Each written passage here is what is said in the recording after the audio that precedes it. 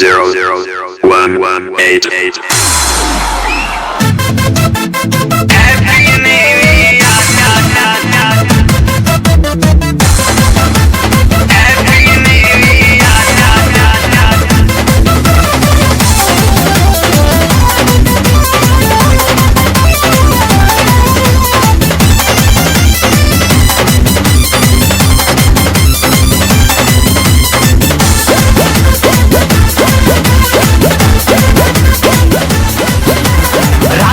सबके हो जागी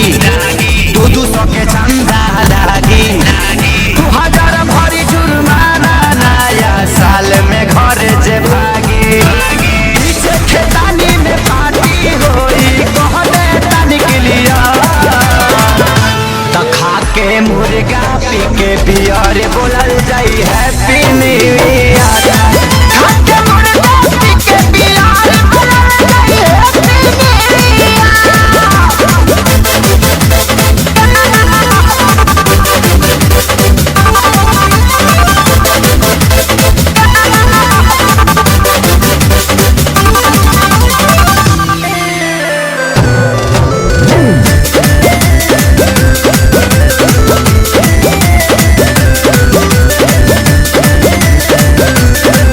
लई है मसाला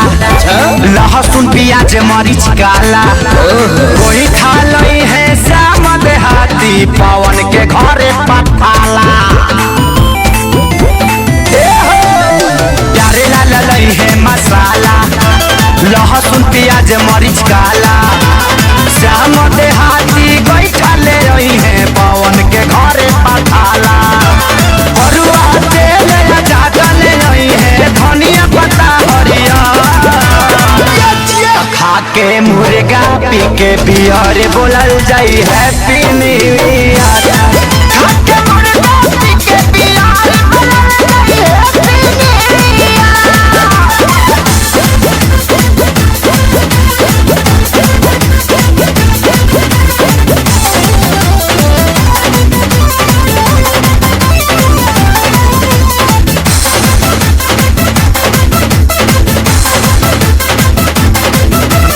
सोनू लई है पतीला मुर्गा खेसारी देसीला पंकज भैया आटा ले रही है आशीष तू करी हो न गीला सोनू लई है पतीला मुर्गा खेसारी देसीला धनंजय भैया आटा ले रही है करी हो न बिकी गीला बोतल गिलास विकास ले रही है पानी पियई है रात भर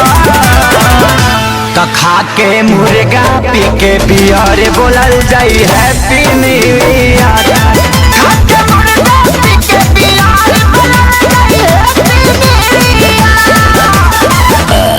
हैप्पी न्यू ईयर भाई लोग।